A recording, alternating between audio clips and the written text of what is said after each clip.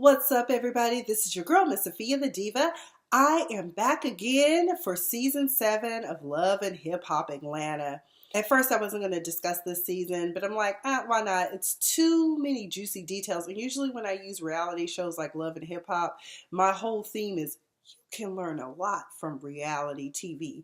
Shout out to First Lady Natalie Owens, who gave me that title. I'm borrowing it from you.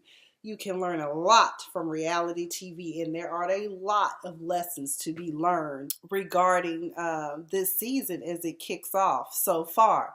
Episode 1 of season 7 was titled Let the Games Begin. Stevie has been the hunter-gatherer for a long time, but now his prey is getting ready to turn on him. Mimi is back. She's out with her basketball boo.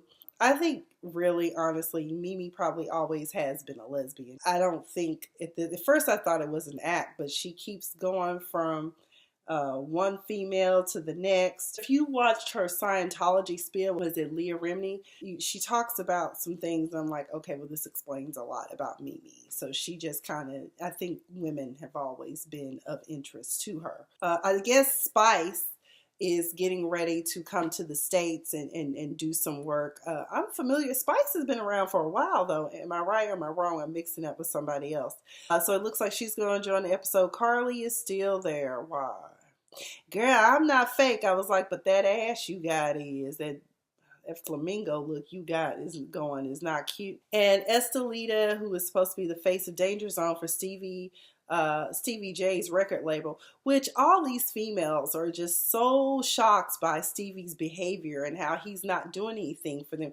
First of all, his album's name is Danger Zone. You in the danger zone when you get with him because he likes to fuck his talent. And 9 times out of 10, his talent has no talent at all. He's just fucking with you and putting out trash music. Case in point, Jocelyn Hernandez. She couldn't even sing in Spanish. Okay, that's how bad her Spanish was. It's terrible. It's trash. It's garbage. It was cute and fun and funny for what it was. She got a baby out the deal, so I don't know what she's doing. I just know she's not going to be on Love and Hip Hop. Tommy Lee, my favorite, is back. I know a lot of people like, how can you care? It's something about Tommy that I like, and I root for her, and I want her to win. And I see in this season they're trying to normalize her by giving her the family angle and component. She even has a little pig named Gucci. Somebody was it Mr. Couture, I think it is. That's his name, his handle on Twitter. He said everybody in Tommy's family got these designer names and they gonna run out of designer names soon. So I'm like, trust me, they won't. If you keep digging deeper, you'll find some designers a lot of people have never heard of that are actually good quality. But I think her sister's name is Versace. Versace is what people say, but I think it's Versace. I can't remember how Donatella told us to pronounce it, but she said for years all of us have been mispronouncing the name, the brand. For the life of me, I don't know why people name their kids after fashion houses and cars. And everybody's got their something. Tommy and her sister don't get along. And they got into a fight and Tommy caught a case. She doesn't understand why she caught a case. Tommy, one of the things you're going to have to start doing is controlling your anger. You can't just jump fool every time somebody says something. If somebody else was talking about it's a hood thing. Like, if Tommy's in the vicinity or somebody like Tommy, I don't know what it is. It's true because you never know when the hood's just going to pop up and pop off and they just go off and jump you. Like, there are some girls I can remember when I was like in junior high, for instance, that just didn't like me. And I had never spoken to them or looked at them. They just decided, we don't like your ass. And I'm like, why? And then they wanted to beat me up because you don't like me. You want to eliminate me, harm me, banish me from the face of earth because you don't like me. That hood shit gets old. Y'all, grow up. So Tommy, girl, I'm rooting for you. I want you to win. So get that together. I saw Estelita with these struggle vocals. She has no talent either. I mean, she's better than Erica. She's about a register better than Erica Mina's busted behind, who turns out that Erica Mina and Estelita were friends, although I think they done bumped donuts, quite frankly, because the way that Estelita act when it comes, well, the way Erica Mena acts when it comes to Estelita, talking about, we fell out, I told her not to give with Stevie. And I'm just like, just like Mimi said in episode 2, Stevie has a type. Big boobs, big butt Latinas. That's what he wants. Okay. Either way, Tommy, I want you to win. So I want you to go get some help. I want you to think about going to see Portia's anger management counselor. Oh, Estelita, girl, them struggle vocals and that struggle camel hump you got back there. What the hell is that? I did not notice until they went to some dance class or whatever it was that they were doing. And Estelita's ass looked like it was two deflated camel humps back there. I said, baby, you need to get you some money because you need to get that ass fixed. As a matter of fact, I don't know why you women have them implants like that. It's not cute. It like Carly Red walking around there looking like a damn flamingo. Like, it's just not cute. I don't get it. Like, it's one thing to get injections to get a little oomph in your butt, but it's just like, I don't know. Maybe it's that Holly Weird type. I don't know what it is, but something ain't right. Some just ain't right. Since holding back the years, nothing ever had a chance to be good, 'cause nothing ever could. I'll keep holding on. Hey, that's Rashida. She gonna keep holding on to Kirk. Even though we finally found out after 2 years of this little baby Cannon being around here that Kirk Frost is the father of little Cannon. And Jasmine really irks me. She act like she just, oh my God, I had a baby with this man. And yes, I knew, but I'm the victim here. You're not a victim. You are an opportunist.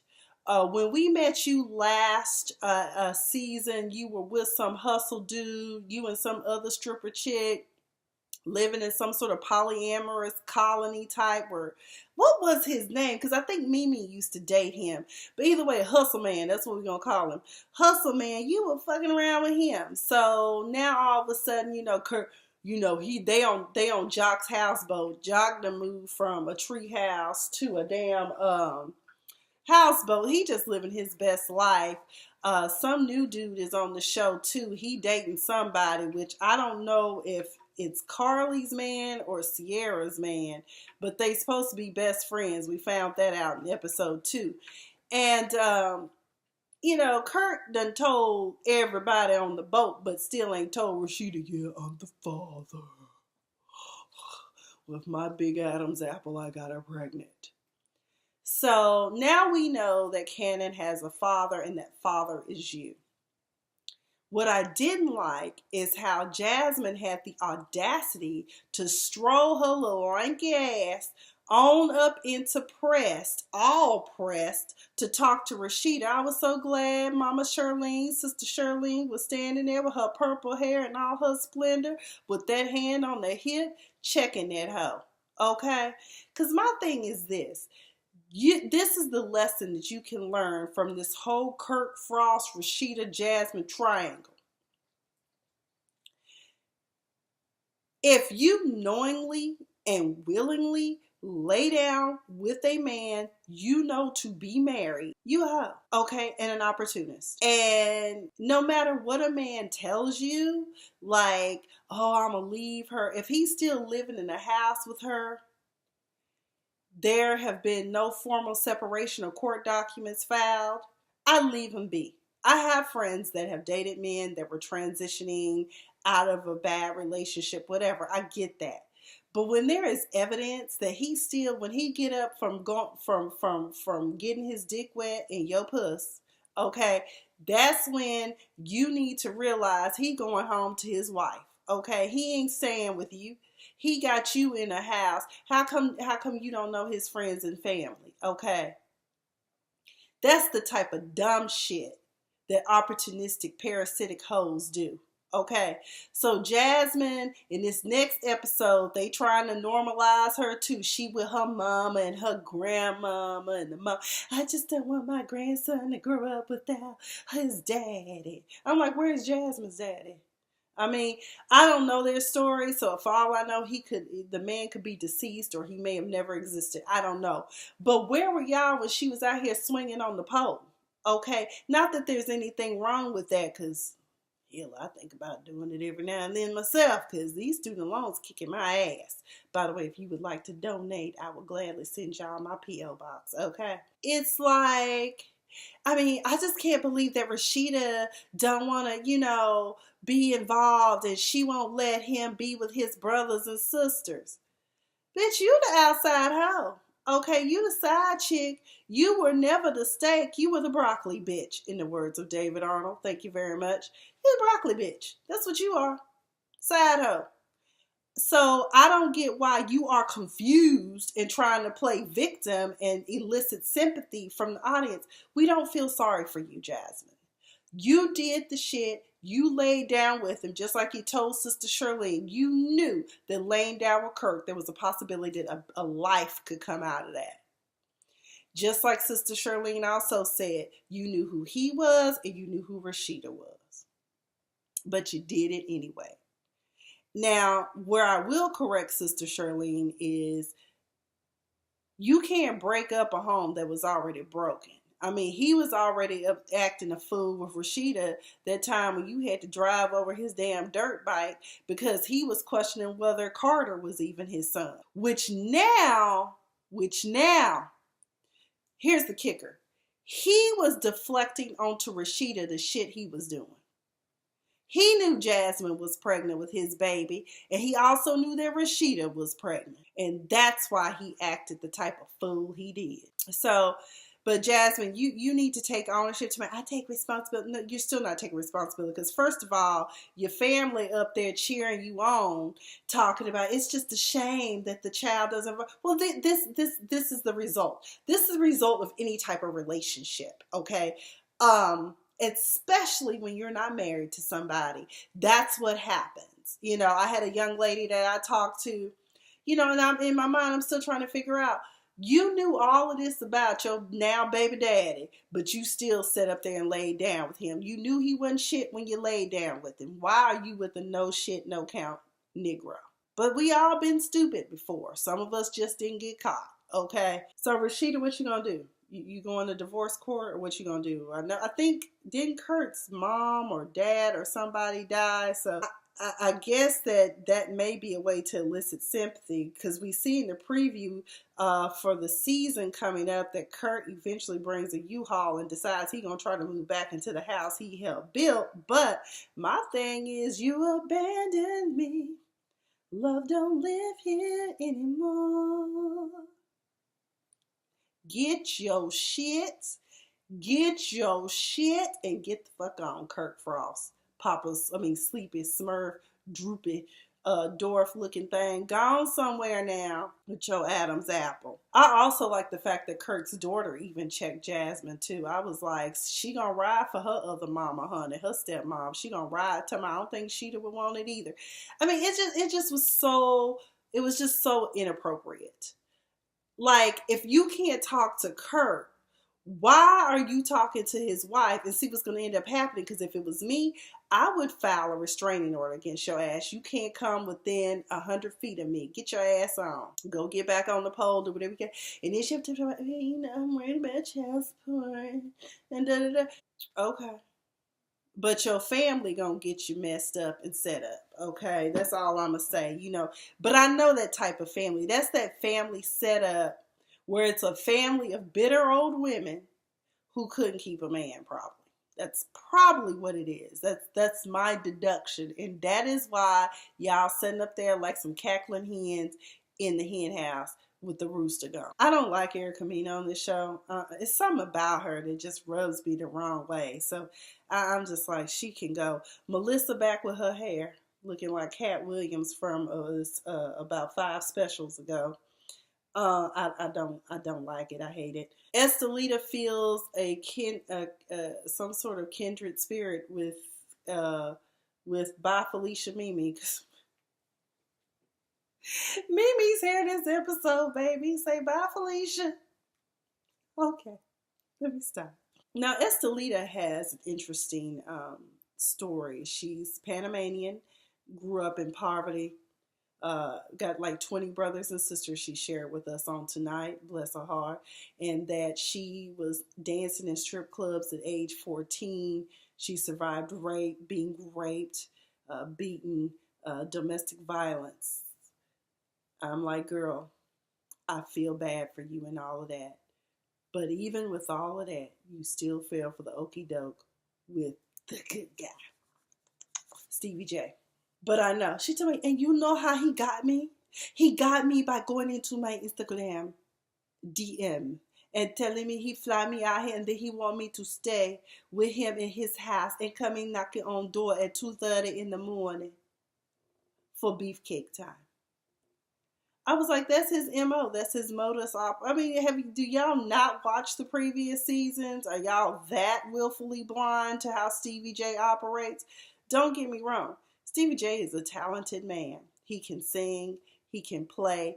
Honestly, if Stevie J had stayed focused, I honestly believe Stevie J probably could have been just as big as, well, no one's ever going to be as big as Prince, but he could have been there, like at that level, like at Morris Day and the Time level. He could, if he would just get his shit together, he could do that. But she said, yeah, I said on it, but it was just a fuck. Okay, girl, after he tore up my uterus and my hell, yeah, but okay, girl. And then that's why Erica Mena, I think, may have even messed with Stevie too, but she's saying that she's thinking about using him to produce her music. She's going to go through this boot camp process with Jazzy Faye. Thank God. I hope it works, because I don't need to hear no more struggle vocals. My friends and I were just talking about some of these female artists that are out here that put out great projects, but the problem is when you go see them live, it's like you truly are. So, like, for instance, I love Rihanna, but Rihanna cannot sing.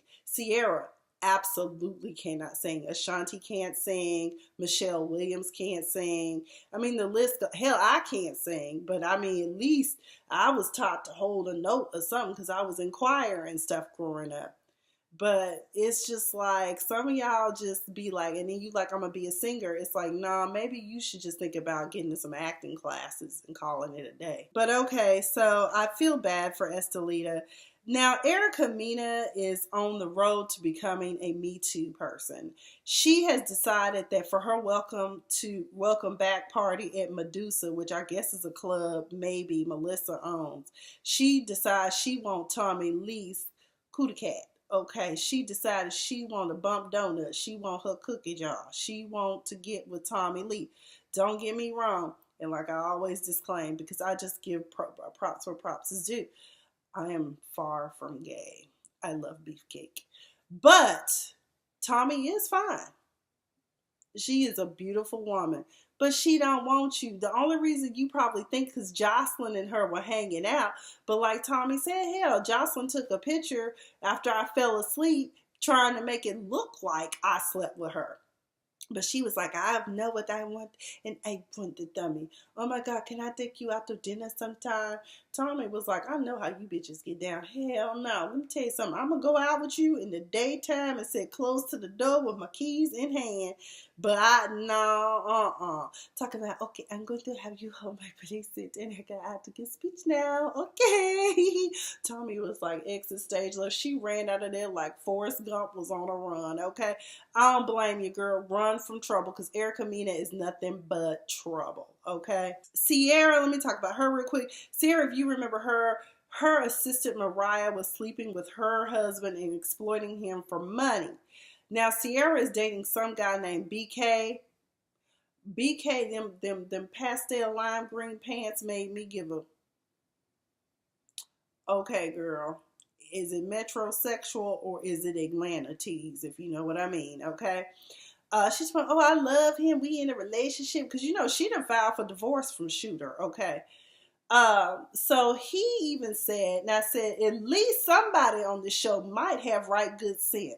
He said, do you really love me? Because you know you're not divorced. He was like, the church boy inside of me just tells me that this ain't right. You right. My mind's telling me no, but my body's telling me yeah. Just say no. Because she need to get some papers too. But Sierra got her a new man, honey. Carly got a new man. Tommy might have a new woman because I guess Erica Mena ain't gonna let up until Tommy have to file a restraining order against her. I would. Tommy did bring the bracelet back, and I told her she should have just sent a UPS or had a courier come by and drop it off to her.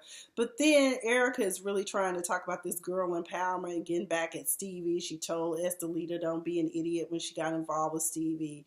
But I'm like, the name of the record label is Danger Zone. You knew what you were getting into when you signed up with him. And Jocelyn's career may have seemed to have taken off, but I mean, I don't know. There's also a new character on here called Tokyo. She is not just a sack, she a whole meal, she an entree. I think she's gonna bring some drama. She knows Sierra. Sierra has fired a stylist in her glam shop because Shan told her that, oh, is that all you knew about Shooter, that he cheated on you with Mariah where he got a 2-year-old? Girl, like, you couldn't tell her that in private, and the woman is coming there getting her hair done. She fired. And of course, you know, Sierra had to swing her good handbag at the poor girl. I said, you know what? You cannot get mad at people for not telling you something. She probably thought eventually, maybe she even thought you knew. Maybe she didn't feel like she had to. I don't know, but you know, it's reality TV. It's Mona Scott's production. It's partially scripted and improv. So you don't know what's going to come out of it. So, yeah, that was crazy. That was real crazy. And Carly told me, why you didn't say that? What? Shut up, Carly. The bird is the word. She got a new man. He'll be gone in 3 months. She'll be on some. She'll watch as I bounce to the next boy. So, you know, Shooter wasn't pleasing you, but he sure was out here shooting, and they weren't blanks either, honey. He was fully loaded and ready to go. Okay, making life out here. And I thought it was interesting how Erica Mena had her party at a place called Medusa. I was like, you gonna try to turn Tommy to stone so she'll be with you? Jock was trying to get with Erica, but then he found out she wanted Tommy. I was like, oh shit. Mimi Faust's confessional boobs are looking good, and also Rashida's unit that she's rocking in the confessional, that burgundy type hair color. I want that unit. Where can I get it? Now, there was a family meeting with the Frost, and I'm just like, Rashida, y'all's kids are smarter than the both of y'all put together. Clearly, these children's brains don't come from Kirk. They come from whomever their mama is. But I like how Kirk's son was like, you know, what's done is done. So now you just going to have to step up and do what you got to do, Pops. I mean, you got to do what you got to do. But either way, that's all I've got. Again, you can learn a lot from reality TV. And the greatest lesson is this. There comes a time when you have to accept responsibility for the things that you do, including laying down with married men and knowing the possibility of getting pregnant. It's one thing if you absolutely were ignorant of the fact that this man did not have a woman, Jasmine, but you knew that. But you took that chance because I truly believe that you conspired to procreate with Kirk for a bag, a purse, money, Skrilla. Okay, I think that's what you did. Dinero. And you got a baby and now you're miserable, which tends to be the most. And in all of this, I feel sorry for Cannon to be born into confusion. Estelita, I hope she has learned her lesson about falling for the okie doke. Stevie J will toy with you. He'll throw you a few dimes and dollars, but you are going to have to do your own thing. And I think Erica Mena may mean well. I don't know what her life coach Ilyana Van Zant moment is, but okay. Rashida, if Sierra can file divorce, you can too. I think for your own personal happiness and health, because any man who's willing to lay down with any random woman at any given time during his marriage. Now, I do understand that Kirk felt like some of his needs were not being met, But if that's the case, if it's prompting you to have to step out on your wife, who you said that you were going to spend the rest of your life in and forsake all others, then maybe it's time for you to seek alternatives, meaning file for divorce or form of separation. Because it can't go on like this forever. Stevie J, I think that if you are truly going to work with these women and stop being sleazy. Keep it PC. Because right now, and real quick, a word on Leave It To Stevie. I love this show. And I love the fact that he is now trying to date this lawyer chick. And I love how she flipped the script on him, because he had her at lunch. He was trying to look all intelligent and stuff. And he asking her questions about child support and bankruptcy and estate planning. And I'm just like, that's one of the things that I have to educate people on, is the fact that just because some of us have gone to law school, I don't have my license, but I did attend law school, and I did spend so far 11 years in banking working on estates and trusts. So I do know a little thing, but you have your transactional lawyers and you have your litigators. Transactional lawyers usually have formed a niche for themselves. You have general practitioners too, but often with transactional attorneys, they're doing things like contracts and estate planning documents. Like, for instance, you could probably go to an attorney right now today and get you a decent will and living trust and all the documents you need packaged for anywhere from $1,200 to $2,000 right now, because it's something that they have a niche for. But 9 times out of 10, they won't ever litigate or defend it, because that's just not their thing. Your litigators are people you see especially in criminal courts, but also in civil, insurance, defense, breach of contract, intellectual property type things. And then you have intellectual property attorneys that never litigate. They just do things like help you draft your patents and stuff. So, I mean, it's a yin and a yang to each side of the business of law. But please note that just because someone has gone to law school or is in fact a lawyer does not make us an expert on every legal subject matter. We have a basic working knowledge of things, but there's a niche for everybody. And I know my big thing was criminal and entertainment. So I know a little bit about all of them, because those were my focus areas when I was in law school. Him in the gardening club, that was cute. I love how his daughter was telling him that it is wholly unnecessary for him to hit on people every time they go out together. And it is kind of offensive. You as a father should be a little bit more respectful of women. You wouldn't want men to be out here disrespecting your daughter. But that's sleazy Stevie. I still love him though. I mean, who couldn't love Stevie J, okay? I'm glad Jock saved the day. But other than that, Leave It To Stevie is back. I did kind of check out the Tiana and her husband's show, their family. They're cute. I didn't watch it in its entirety, but it's cute. But other than that, you can learn a lot from reality TV, especially what not to do. Jasmine and Kirk and Rashida and this baby. Lord help, I'm going to pray for the child. I'm going to pray for the child. But thank you guys for joining. Again, subscribe, comment, let me know your thoughts about this season's Love and Hip Hop thus so far. Jessica Dime may potentially be preggers. We don't know. But either way, y'all have a great night, great week, whatever time of day you're watching it. I've been Miss Sophia the Diva, and you've been all that. Thanks.